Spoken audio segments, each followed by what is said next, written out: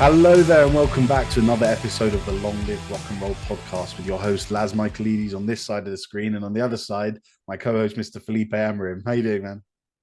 Oh, good, man. How are you doing? Good, yeah, Hello. very well. Hello, everyone. Yeah, welcome back to another show. We did an American Pie episode, didn't we? The song only episode a few months ago, and now we're back with another song episode, and we had to do this one because it's rather crucial, isn't it, Felipe? Yeah, there's no way we wouldn't talk about this, right? Definitely not. Yeah. What we're doing today is we're going to talk about the new song. Did you hear that, Felipe? The new song by the Beatles.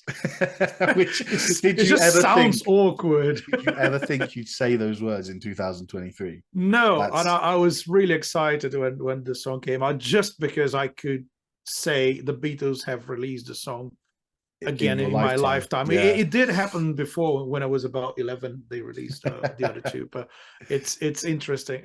Yeah, and I mean, I've never had one in my lifetime, I don't believe. Well, maybe, no, I think, yeah. Well, maybe. you're probably 1 year old when they released the other two. But just revel in this moment, guys. We have got a brand new Beatles song released in 2023. Let's talk about it. And I'm really just to talk about it, Felipe, and I'll tell you why. It's because I've made no notes for the episode. Because I've listened to the song, I've watched the documentary, I watched the music video, I've read about all the technology used, and I just can't wait to chat to you about it. So let's get going. Yeah. I think the first thing to know is that the one thing that doesn't make this song a Beatles song, you tell me if you agree, is that this wasn't them all together in a studio writing. This was a demo from John Lennon's recording tapes that he then that's what they chose to use as the new basis of this new song. So it is a Lennon song, isn't it? Yeah, it's a John Lennon solo song, I would call it like that. It does sound a lot like the stuff he did after the Beatles. Yeah. But you could say the same about Real Love and Free as a Bird, which they released in 1995, if I'm not wrong. If I can talk a little bit about Anthology before, because the Anthology project was a really ambitious thing that they did back started in 1994. I believe everything was released in 95. So they basically released what we believed was everything the Beatles haven't released, that they had available somehow. So they released all the outtakes from studios, and so I think there's some live stuff. There's like bits and pieces of them talking at interviews and stuff, and 2 brand new songs at a time, Real Love and Free as a Bird, who is the same thing. They were demos that John recorded at home. So basically Yoko came to them and said, look, I've got these tapes that John did at home. Do you guys want to use them? And then George was very excited about it.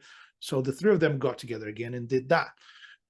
So one of the songs was Now and Then. So that song couldn't be finished because you couldn't quite isolate John's voice and bring it up in the mix. So because the piano was too loud. So it was, because it's not like when he was recording demos at home, he was doing multi-track recording. So he was just playing guitar or piano and singing on top of it. So you have one track with all those sounds. So it's really hard. If you compare Now and Then with Free as a Bird and Real Love, John's vocals are not really that clear in those 2 songs. There's loads of effects, which is a Beatles thing anyway. He loved to sometimes overdo the effects. It's fine. The psychedelic feel about it. Still works, but it's clearly, for me, a way of kind of hiding the low quality of those recordings, right? They're not professional recordings. But they could get away with those 2 songs, but they couldn't do it Now and Then, and they were running out of time and getting frustrated. So George recorded some acoustic guitar, some rhythm guitar, and they kept it. Probably Ringo and Paul recorded their parts and kept it, but they couldn't fix the vocals, and they gave up. So now, many years later, they have the technology which came from Get Back, isn't it? When they're doing the movie. Yeah. So let me talk about this part. Let me talk about this part because please. some subtext. The Lord of the Rings are my favorite movies and my favorite books of all time. Felipe knows how much I go on Yeah, about oh it. my God. So Peter How did you Jackson. manage to mention Lord of the Rings in this show? I'll find a way if I can. Yeah. So Peter Jackson is the director of Lord of the Rings, and as people know, I will not get too much into it. My love for Lord of the Rings is not appropriate for this show, but during the filming in Lord of the Rings, Peter Jackson and his crew made a lot of technological advancements, little things like in some of the battles, they made it so that the animated figures, if they bumped into one another, they'd go different directions. Little technological advancements that people weren't really used to at the time. And Peter Jackson was always about innovating. What can we do differently? About 5 years ago, I might be wrong, but around then, he found some footage from World War One films that he remastered and he added color to. That's called "They Shall Not Grow Old," and he energized those videos. Then 2 years ago, I think he did the Get Back project, which was the same kind of thing, taking all of the studio and rehearsal footage for the Beatles recording the which album was it? Let It Be. Yeah, it was Let It Yeah, Be. Let Yeah, It Be. yeah. And he There's found the some songs footage. that came out on Abbey Road. Correct. They were Yeah. producing at the time. So they were in this rehearsal, and Peter Jackson found the footage, gave it color, rendered it in 4K so we could all enjoy it more, found the audio, put it together, and that's what we had that come out on Disney Plus a couple of years ago. That was the Get Back films. Now, during that process, Peter Jackson and his team found a way to use AI and just technology in general to their advantage.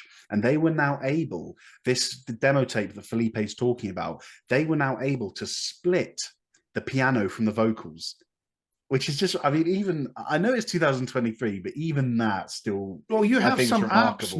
now. There's some apps that you can download to your phone that you can do that with any song. So basically, But you yeah, pick the instruments. It's like, oh, I want to, mute the drums or bring the bass up or whatever.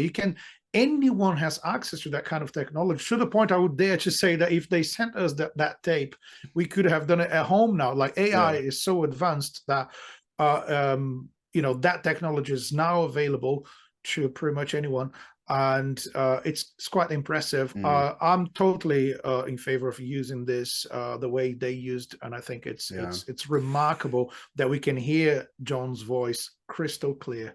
Beautiful, isn't it? So just to finish that section off, Peter Jackson then gave the vocals, of course, to Paul McCartney, and then Paul and Ringo got together, re-recorded their parts of drums and bass and some backing vocals, and we're in the situation now where we just have the new Beatles song. New Beatles song. Yeah. I still won't get used to saying it. It's not normal. It's not normal. Yeah. But yeah, I mean, do you want to talk about anything I just mentioned? Yeah, but yeah. I mean, actually, so in regards to the process, you said they were not recording it together. Yeah, some people would say, oh, it's not really a Beatles song because they're not playing together, this and that. That's But the how argument many? that's Yeah, coming but how around, many isn't of it? the stuff they did back in the day that they were not together in the room? They were like actually one of the first bands to experiment with multi-track recording, and they did loads of overdubs. Yeah. And sometimes, one of them wouldn't be in the studio. They did like a huge chunk of Abbey Road without John in the studio. So it's that kind of stuff. But Can I just quickly add? yeah. Sorry, can I just add Yeah. that this world we're living in, look at how you and me are talking now. Metallica's new album, 72 Seasons, was all done through COVID. During the lockdowns. Mm-hmm. So they were apart and they'd write together over Zoom. And James Hetfield would come up with a riff idea and he'd play it to Lars, just like the way I'm talking to you. And Lars would say, yeah, follow that. Then they'd get together 24 hours later and James would have finished the song. That's not songwriting as a band, is it? But it doesn't matter. This is the day and age we're living in. Yeah, that's one of ways of writing songs. I'm a big fan, as I said a million times, of like getting together in the studio and jamming until you get to a final arrangement. And the Beatles did a lot of that quite in the beginning, like when they started. But they started experiment with multi-track recordings, and then obviously did a lot of stuff that didn't include all of them. Like the Ballad of John and Yoko is actually only Paul and John. No one else is in the track. So that's one example. So Paul played the drums and the bass. and I think the piano. John did the guitars and the vocals. So So there's even proper Beatles songs yeah, without all the Beatles on it. yes. So what I would say, right? Not that I think there should be an argument about, oh, is this a Beatles song or not? But what I would say is, what makes it different is John wasn't writing those songs to be recorded by the Beatles. So that is the main difference, right? There's loads of songs he did back in the day that he would write alone, but to be a part of a Beatles album. So they would bring their contributions and maybe even add to the songwriting itself. There's a difference between just writing the song and arranging the song. So Paul was a guy that would come up, according to John himself, Paul was a master of the middle eight, which is that 8 bars in the middle of a song, that there's that one part that only happens once in the song that kind of takes the song to a different direction so it doesn't get boring, you know. So John said that many times he got stuck and Paul would come with a middle eight in one attempt and just do it, and it would be perfect. So yeah, so sometimes they would write songs separately and someone else would contribute with something. And also there's the whole environment when you're in a band and someone would come up with an idea, like a hard day's night was a phrase that Ringo said. 8 days a week was another thing that Ringo said. He doesn't get the credit as songwriter, but he gave the names to those songs. Yeah, some of the most famous titles. But, you know, so without Ringo, those songs wouldn't exist in a certain way. So it not only without his drumming, without his ideas. So being surrounded by your bandmates is completely different than being at your apartment writing songs. And what John did with Real Love, Free as a Bird, and Now and Then was exactly that. He was in the Dakota building in New York, just playing around and like fiddling with his guitar and piano and writing some stuff. And that wasn't meant to be Beatles recordings, right? But one thing I want to say as well is like he never ruled out. Well, maybe when they finally split up, they were not considering a reunion right away, but Lennon didn't rule out coming back as a band again. So he mentioned, there was an interview that he said, yeah, I'd like to play with the boys again and something like that. So they were considering at some point to do that reunion. And as you know, as tragic as it is that John left us too early, we didn't have that reunion. And I would say there wasn't a chance for the Beatles to mess up like as a 4-piece band. They didn't get together, like let's say in the 80s, to record something that would be way worse, like potentially way worse than what they did in the 60s. Yeah. So like that tragedy kind of spared us from a possibility of something bad that could come out of the Beatles actually getting together in studio and recording. But it could have been a masterpiece. We will never know. I agree with you that something that is so mythical and legendary about the Beatles is that what they achieved in those 7 years was mind-bending. Only 7 years of studio recording. 8 years if you call it. Only, yeah, it's about 7 or 8. Yeah. I just still can't believe the breadth of work. I mean, some of the stuff they've done, and we spoke about it in our episode, I think it was episode 22, Rubber Soul. So go and check that out if you haven't listened to it. They were always innovating, pioneering, pushing the boundaries of technological advancements, songwriting, genre mixing. They were always doing it. And they did it 1 year after another. It's not like, you know, when you think, I just think go back to Metallica again, there was like 8 years between one album. And then another 6 years between the album. And it's fine. Like, I don't mind that. If you're touring and giving the fans live shows, I don't mind that. But the Beatles, and in the 60s was a very different time, admittedly. But to top each album just got better and better and better. Yeah. And to do that in 7 to 8 years is just such an achievement. And it's because it just kind of ended so abruptly on the rooftop.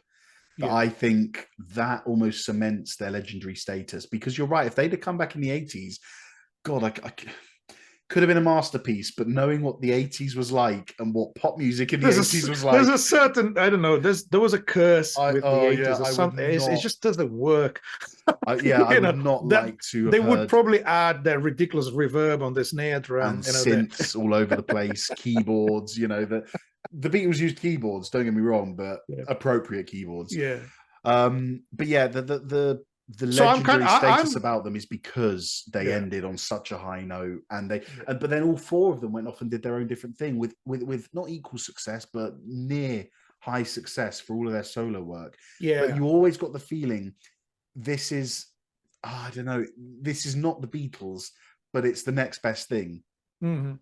Yeah, exactly. That's exactly what you think when you listen to the solo stuff. Yeah, So in that sense, I would say clearly to me, this song is a Lennon song performed by the Beatles. yeah, So, which, to be fair, they did a lot of that, writing songs alone and just recording as a band. The difference is that song wasn't written when they were together. So obviously there's going to be loads of people talking, oh, they shouldn't have done this. Like I remember, back in the day when they came up with Anthology, and they released the first two tracks, and because I see this project as a continuation of that. So yeah, like the third song, but when they came up with the idea, we got together, the three of us, they actually played together in studio, which is super cool. hmm, But they said we needed to have John's voice in it. We couldn't call it the Beatles. And that's kind of a clever thing in terms of marketing. You can't criticize them for using the name the Beatles without the four. They have never used the Beatles as a brand if you don't have the four of them involved in the album. Maybe a couple of tracks that yeah. some people wouldn't be there, but they didn't do that project back in 1994, 95 as a three-piece. They could have, imagine Paul say, oh, I got some of my songs here, and George could have said the same, like, let's just record the few of us. And I think some people would dig it, but lots of people would say, oh, that's not the Beatles because John is not there, they shouldn't have done it. But loads of people were criticizing them for doing it whilst John is not here. But I would say, I why feel like, not? yeah, I feel like they've done, again, this just adds to their legendary status to what I was Yeah, saying about. I feel like they've just done everything right. They yeah, never seem to have made a decision where you go, oh, do you know what? That's not a good look for George, Paul, and Ringo. yeah, What the example you just gave. Imagine they bought their own songs and tried to call it the Beatles without John. That is a point where I would have gone, do you know what? I mean, I get yeah, it, but not I'm not really. a fan of Yeah. that. And they've never done anything wrong like that. There was talk before this song came out. Paul McCartney, I don't know if anyone heard this or saw it on the news or anything. A few months ago, when they were preparing to record this song, Paul McCartney comes out and he says, I think he comes out with a statement, something like, "Oh, we've used AI to get John's voice back." And people were like, took that headline. They were like, "Whoa, hold on! You mean you've AI generated John's voice? No, how you can't do that. This is wrong." So there was a bit of an upheaval about it. But Because they then, thought they were recreating his yes, but voice, Paul hadn't. It didn't with exactly AI get it technology. right. Yeah. They were using AI through Peter Jackson's technology to split the vocals apart from the piano. So let's And put that that was to it. bed. So For anyone that's, who yeah, that's thought his it's an AI actual, yeah. voice, it's not. This is John's voice from a demo he recorded on a tape in the 70s, mixed with some George Harrison guitar work from the mid 90s, the rhythm guitar section, if I'm not mistaken, then drums and bass and backing vocals from 2023. And it's a Beatles song, man. I don't care. It's a It Beatles song. is. Yeah. Yeah, it is. And it's yeah, let's talk about the song, right? So Yeah. it's the one thing, right, I would say is Can I ask you before you go in? Did you like it? I loved it. Yeah. Okay. I loved it. I really liked it, and I even got one of my students to play. So there's was Brilliant. teaching the other day. I'm a drum teacher as well, and one of my students, she's a Beatles fan, and she was learning "Come Together," and they say, you know, let's play the new Beatles song. And I was like, that's how weird it is to say, let's Yeah. play the new Beatles Oh song, man, yeah, that's and incredible. But yeah, sorry, please carry on yes, what you say. no. So one thing about the song for me, this is where I think it could have damaged John's legacy in a certain way, but I don't. I that's not what I think, but it could have, in the sense that I would consider that those tapes are not only unfinished songs, but the songwriting itself is unfinished. Okay. Do you understand? Like Would an you unfinished. care to Oh, elaborate? yeah. What is an unfinished song for me? Let's say I've finished lyrics, melodies, and the chord progression for a song, and I do it on the guitar, and I send it to you. Say, Laz, this is the song. Like the melody is there, the lyrics are there. So can you do some bass and keyboards and whatever? and then you go there and record the instruments. So you're doing the arrangements, but you're not actually touching the essence of the song. You know, Yeah. oh, you could, let's add a verse or a middle eight, whatever. No, but let's say you're just going to finish what we call the arrangements, the instrumental parts of it, and backing vocals and all that stuff. But you could say the songwriting process is finished when you do a guide track and send it to someone to put the instruments on top of it. The songwriting process is most of the time is finished. So you're arranging, you're not writing, is a different thing. So this whole thing makes me think that maybe John hasn't finished those songs. Maybe he wanted to add a middle eight. Maybe he wanted to change the lyrics for the chorus. Maybe so. Basically, the Beatles were, finishing arrangements for a composition that probably wasn't final. Which so are you saying why not? So are you saying that you feel that John might not have been happy with this new song because it wasn't the way he intended it, or it needed more? Maybe he thought it needed more. Listen, if you watch the 12 minutes documentary, which I know you've watched it. Yeah, so quickly, guys, in the description below, I should have said this at the start, really, but we do recommend that you listen to the new song, obviously. B, listen to it via the music video, the official music video, because there's loads of lovely footage, and they've done a few nice little bits where they've got 2023 Paul, and then they've superimposed some 1960s Paul in. It's quite nice. And then there is a 12-minute documentary. The links for all these will be in the show notes below. But the documentary is fantastic because it really shows the process of what they went through, what happened in each decade to get to where they got to today. So yeah, the links are down below. Make sure you check them out. Sorry, Felipe, please carry on.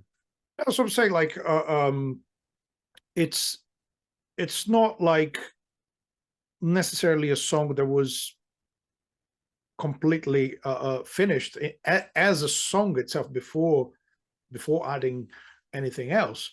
So yeah, some people might claim this like, well, it's not even a finished song, and they I don't think so. In this song specifically, they didn't add more lyrics or an extra verse or anything. They just put their parts on it, right? Well, it feels like quite a simple song, doesn't it? There's not much movement. It doesn't really go around sections. We know the Beatles were quite simple, verse, chorus, bridge, chorus, outro. But this does feel very simplistic. Yeah, it's the same formula that they used in terms of what they play on the song as well. It's the same formula they used for the other two songs they released in '95. Okay. So like a slide guitar, a very straightforward drum beat, which Ringo was really creative. He would use, the toms to kind of build the groove. For this song, that was very straightforward, kind of rock and roll groove. And the BVs, everything they did was pretty much in the same style. Like it sounds to me. So as I said, if you watch the documentary, it sounds to me that they're trying really hard to not mess up with the Beatles legacy. And there's some points where John's son and Paul are talking about, oh, he would be happy with us doing this. So they constantly justifying doing it. I think they were like kind of aware that some people say, oh, you shouldn't have done it. And then throughout the documentary, Paul says a couple of times, oh yeah, John would be so happy that we're doing this. Like, oh, he was totally in favor of using the last, technology available for whatever. So it's like saying, guys, John would love this. Maybe they didn't even need to say that. And I would say one thing, Yoko is the one person who is responsible for whatever John left behind.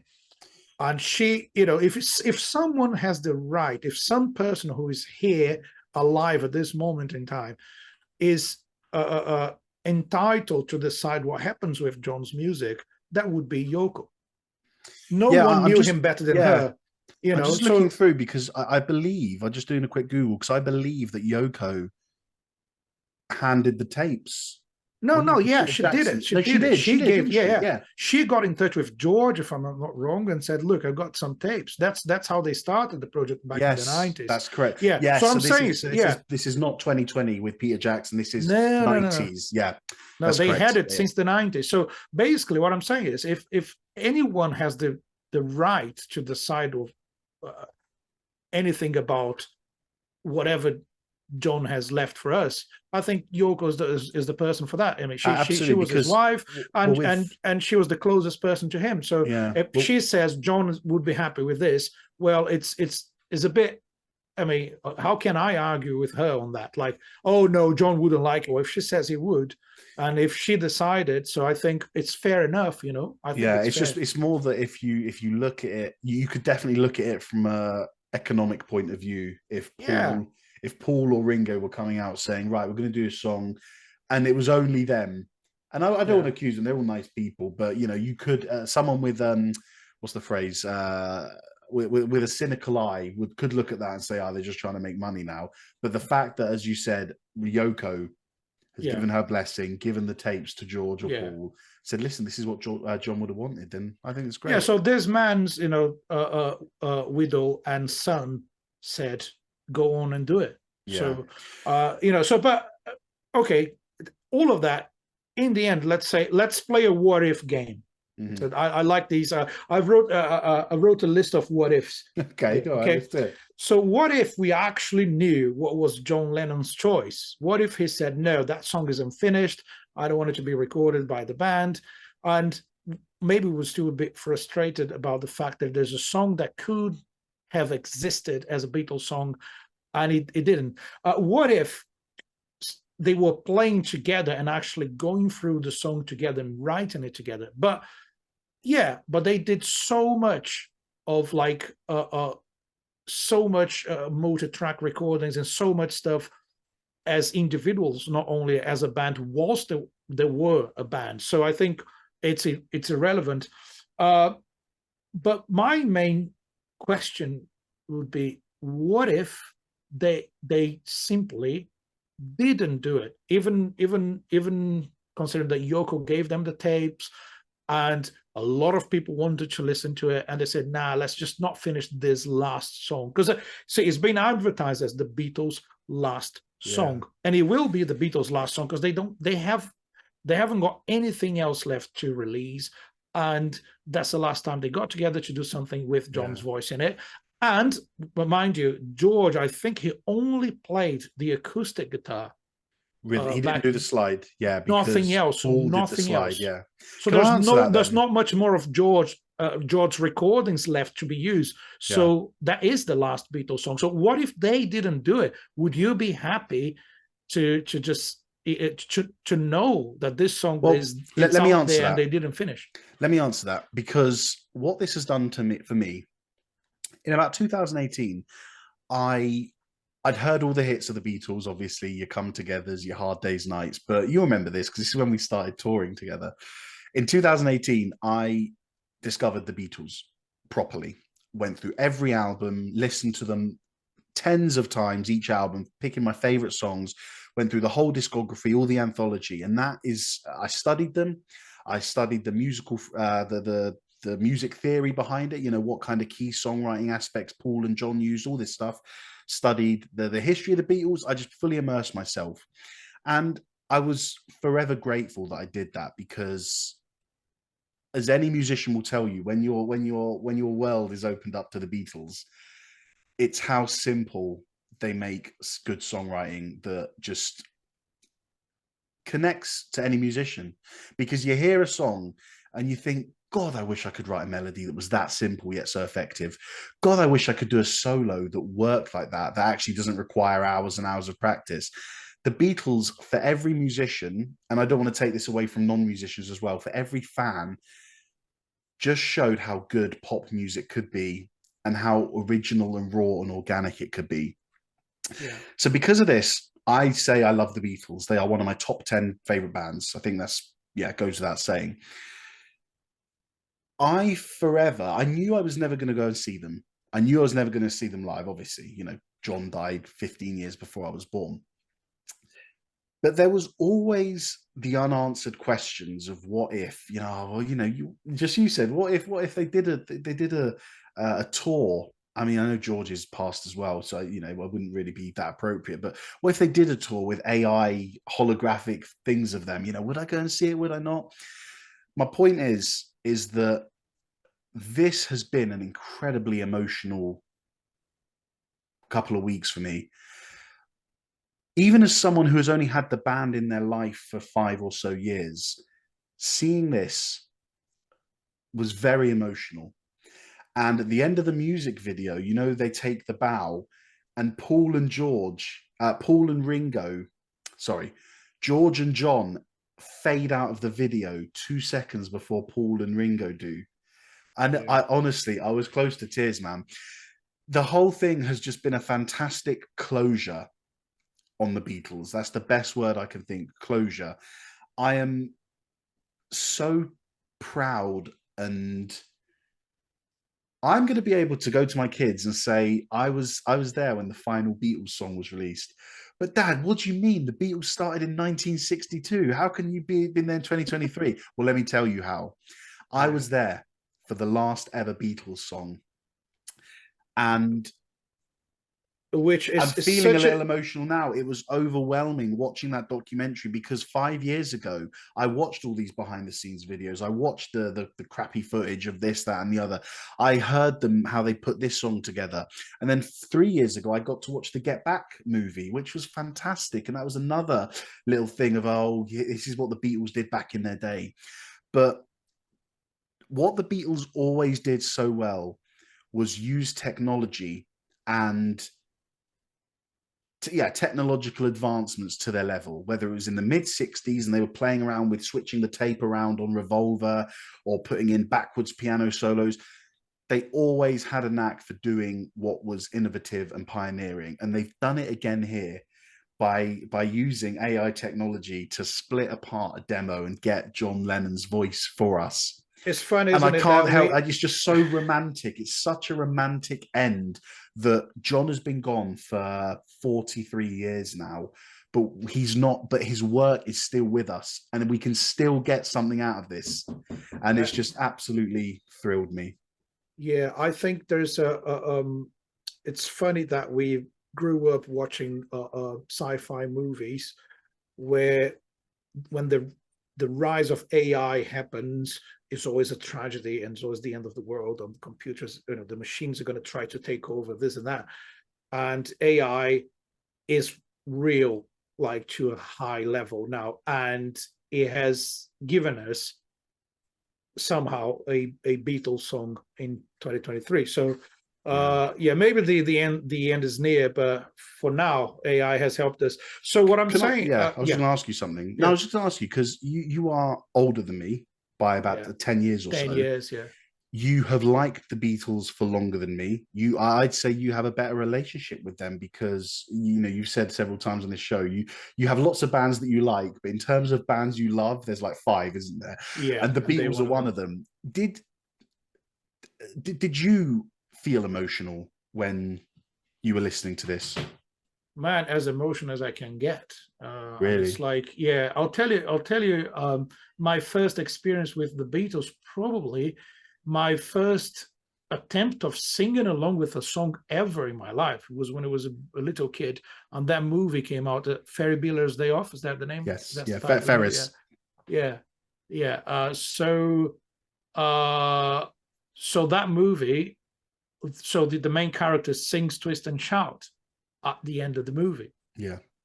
And I was like, I want that song. I want to have it. So it would play on the radio or whatever. But I was just asking. I want to sing along with that song. I want to listen to that song again and again. So my mum got me this Beatles tape. I guess I think that was it.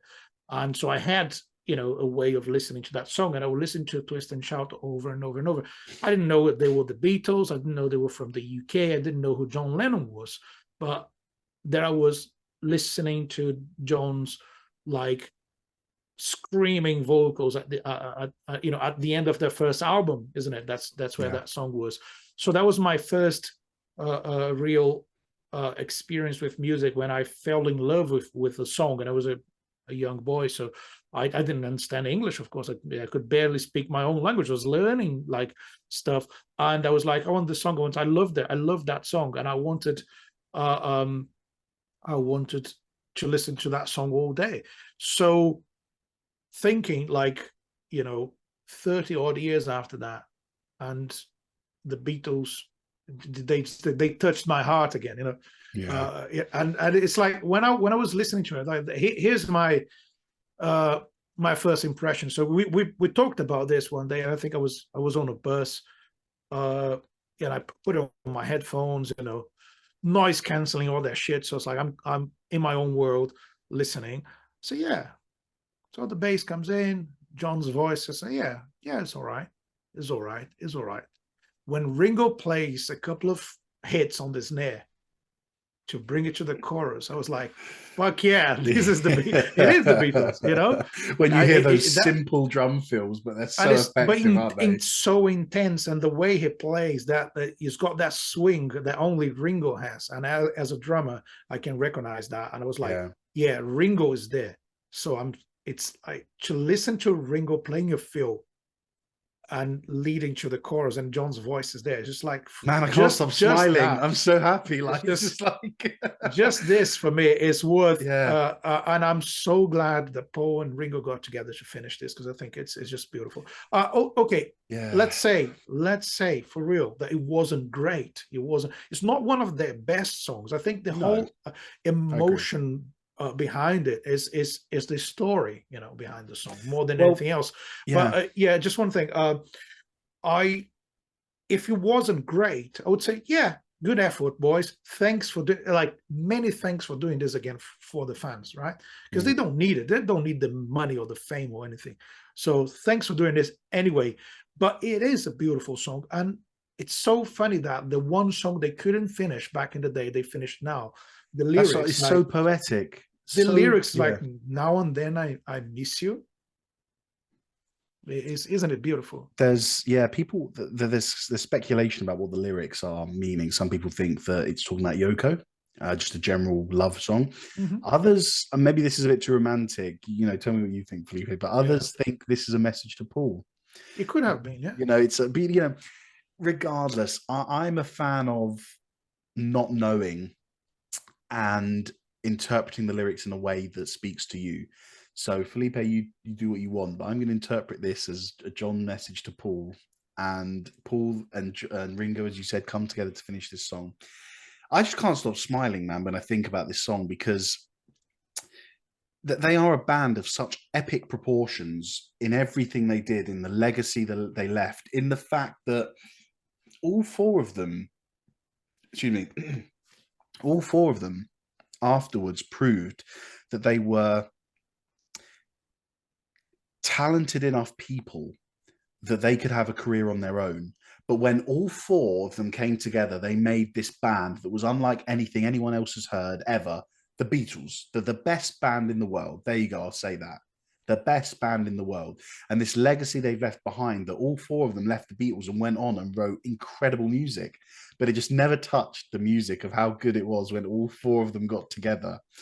And I just think that we've got the same thing here, because you've got John, again, whether or not he intended it for the Beatles, I don't care. You've got John writing one of his songs, his vocal melodies, his chord chord progression. Then in the 90s, when they tried and tackled it, you've got George doing exactly what he did so well, vibing some rhythm guitar and I suppose some lead into the song. How can I make this work? What can George Harrison do that George Harrison normally does to make this song work with my guitar? So we got some of George. And then in the end, we got Paul and Ringo back to do the drums, the bass, and backing vocals. And I just feel like when you look back on all their work and you understand how closely they work together, and I got this from watching the Get Back movie, the 3 parts, really, really good. They knew each other so well. Don't you think, Felipe? They knew each other so well. And I think that Paul and Ringo, despite what anyone wants to say, I think in their heart they knew, and I think they probably did do what they thought John would have wanted. Yeah. Does that make sense? I don't think Paul, although he had the chance to, I don't think Paul went, yeah, you know, John's written this kind of bridge, but I'm going to do it here because I'm Paul McCartney. I think, going back to what you said 10 or 15 minutes ago, they were doing this to honor John as well as release a new Beatles song. So that's why I believe happy. I'm so happy. I'm happy too. I would say I think they were so careful with not going too far from what a Beatles song could be. If they were recording this, in the mid-60s, they would probably experiment and do something unpredictable. But they were predictable in a good way. Mm-hmm. They intentionally added loads of very typical Beatles ideas, and like the vocal fact harmonies in the bridge, and the strings were written and conducted by Giles Martin, who's George Martin's son. That's the next bit. So on that's my list, that's part of the legacy. Why don't you tell right? people who George Martin is, just in case they don't So know? George Martin was the Beatles producer. He was the guy who actually guided them through discovering music in many ways, and classical music, and he was the guy in charge of arranging the strings and producing the band since the early days, and stayed with them I think it's fair to say it's kind of like, for those who don't know who George Martin was, it's kind of like he was more than a producer. Didn't they call him the fifth Beatle? He was called the fifth Beatle because he had so much of an impact on their music, and not him being a normal producer and being like, oh guys, the label wants more songs about love, so come on, let's write one. They give him songs and they just be like, George, go and do your thing, and he put orchestras behind it. Am I right in thinking any Beatles song that has an orchestra, that's George Martin? Oh no, not all of them, because I think Let It Be was another arranger. Oh, was it really? Yeah. I think he did. Anyway, there's a couple of albums he's not part of it, but for most of their career, it was him. And anything, all the best. You should. Can you Google that, Laz? Yes, how can I have forgotten the name of the guy who did Let It Be? Because they released a verse. So Paul wasn't happy with the strings in Let It Be on all the orchestral stuff. That's why they released Let It Be Naked, which is the same album, but only with them, without the orchestra. So I've got the answer for you. The only one he didn't produce was Let It Be. Yeah. So he produced everything. And that was given to Phil Spector, for those Phil Spector, of course. Yeah. But so George Martin worked so closely with the Beatles. And again, if this reunion could have been made any better, it would be by getting George Martin's son to produce the strings. Yeah. It is another. It's a tribute, isn't it? It's a tribute to George, to George Martin, to have his son as part of it, and obviously he wanted to do the best job to honor his dad. It's just so poetic. Yeah, I don't think but bar John and George still being alive, and we discussed this at the start of the episode. If they were still alive, we don't know where we'd be now. But bar George and John being alive, this is the most fitting end you could have to a Beatles career. Yeah. 63 years, man. 60 years after they got together. Yeah. Releasing their final ever single. I still can't believe it. I've had a few weeks to sit with it, and I just feel emotionally drained, man. Like, the Beatles mean so much to me. And this is why I'm asking you, because they've only been one of my favorite bands for 5 years. Man, and you've lived with them like your entire life.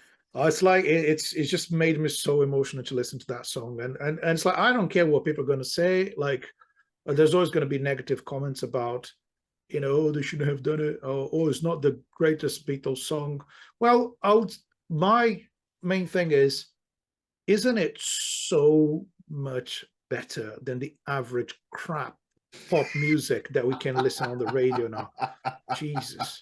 Yes. I mean, first of all, you're correct, and second of all, it's proven, because they're top of the charts again. Oh yeah, and now, I mean, after all these years, we have the Beatles and the Stones on the charts again.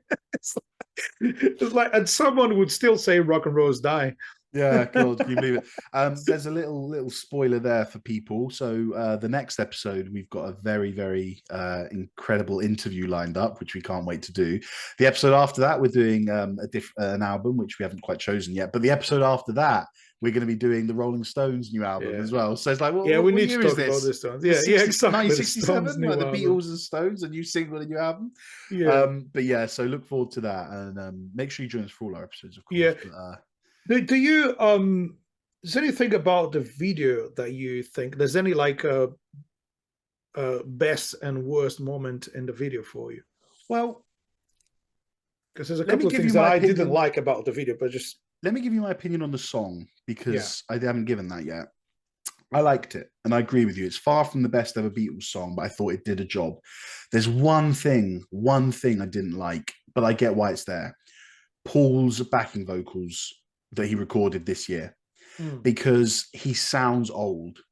I don't know if anyone agrees with me, but he sounds old, and you can just kind of hear John's mature 1970s voice Yeah. mixed with Paul McCartney's old 2023 voice. You can hear him in the back of the mix. Listen, it's been mixed really well, I have to say. It's not incredibly obvious, but it's because you just hear it like, now and then I miss you, and like, Laz. what? I'm not trying to. This isn't a Laz That's Unleashed. such a bad impersonation. That's a no, but I think that's an accurate impression of Joking. how he sounds now. Yeah. And this isn't a Laz Unleashed because I love the song, but yeah, the only thing that threw me off was hearing Paul McCartney's old voice harmonizing. But the song's called Now and Then. Now Paul McCartney, now and then John Lennon. I've got no issues with it. Would you like to listen to that song without backing vocals? It wouldn't be a Beatles song. And I'll tell you, my favorite moment of the video is when you see Ringo and Paul sharing a microphone for the BVs, and it's just absolutely beautiful. One thing I didn't like about the video, I thought it didn't look entirely good, and I believe the video was directed by Peter Jackson. So it's very rare for me to criticize something Peter Jackson does. The superimposing when they got George and John dancing next to Paul and Ringo at certain stages, I don't know. I feel like I'm being overly harsh. I don't really part. care. And when John is kind of conducting the orchestra, those parts, they looked a bit creepy to me. Yeah, it didn't feel exactly right, did it? But I like when they had young Paul with, old Paul. Yeah, that was nice. Old Ringo and young Ringo. Yeah, that is okay for me. But when they put the four of them together, I like when they show footage of the four of them young together. And it's just a weird thing. It feels to me like literally there's a ghost in the room when they bring the other two in the same image. Maybe that could have been avoided, but again, it's just an opinion, And and I've had to really rack my brains to think, what do I not like about this whole thing? There's very little. Paul's backing vocals are not perfect in my opinion, and one or two little moments in the videos that I thought were a little, I don't know, cringy, is that the word? But man, 2023 and the new Beatles song. Just going to say it again. And I just want to say that what a time to be alive. What a time to be alive. You know what my dad used to say to me, I was around when the Beatles and the Stones were playing on the radio every day. I say, yeah, I can say that now, we old can man. say that now, yeah. I'll ring my dad and I'll say, hey, Dad, you know that thing you said I'd never experience? Well, listen to this. Brilliant. Yeah. Bro, do you have anything more to add? Yeah, one thing I want to say is I always believe that music is, in the worst case scenario, the best excuse to get people together. It's just an excuse, as well crafted as it might have been, and as good as the songwriting can possibly be, etc., etc. People go to gigs because they want to see their favorite musicians and be surrounded by people who like the same sort of stuff. Yeah. So you do a party and you play some music so everyone can connect better. So I think it's amazing that music has this power of connecting people for real. And it has reconnected the Beatles after all these years and reconnected them with all of us. So yeah, because every now and then I miss them. Well, that I title this episode. I title these episodes. So if we do an album episode, the official title of the episode will be Rubber Soul, The Beatles, 1965, just so people know. But then I try and do a kind of little funny title, which might be a pun on one of the song names. And this episode is called Now and Then We Miss You. Yeah. Because I think this really has brought up a lot of happiness, sadness at John and George not being with us, happiness that Paul and Ringo still are at their old age, emotion that they never thought they'd hear another Beatles song, another new Beatles song again, emotion from hearing John's voice on a tape in his apartment a few years before he died, hearing George's guitar on the track, 5 years before he died.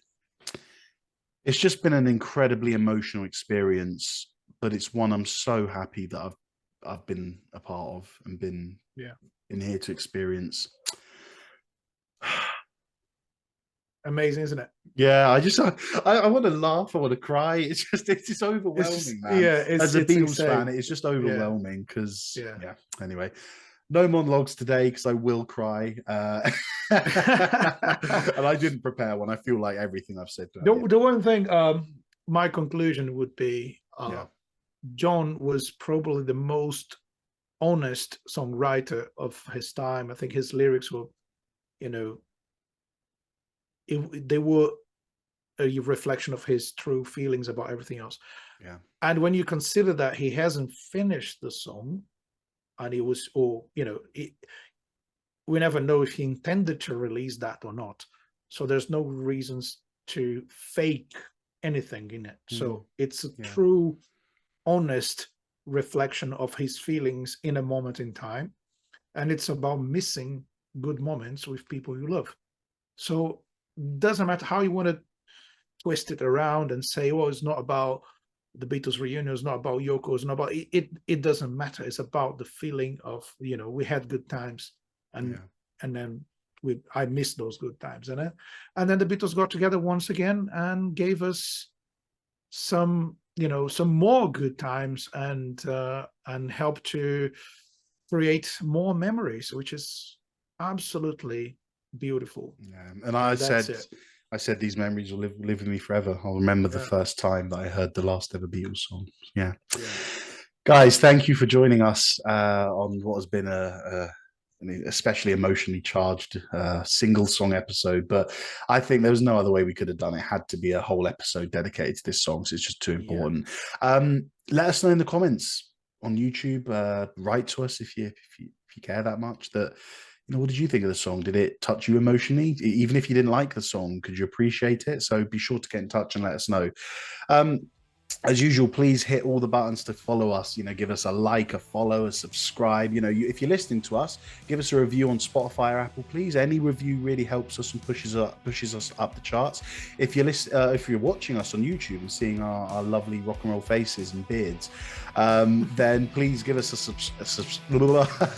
please give us a subscribe. Like the video, share us with anyone who you think might enjoy the content we do, because we're an independent podcast. We do it because we love the music, and the response we've gotten from these last 58 episodes has been incredible, and there's going to be many more to come. So thank you again for joining us on this Long Live Rock and Roll podcast episode. Thanks for listening to us again, and for all the support since the first episode, and keep on rocking, everyone. As usual, take care and long live rock and roll.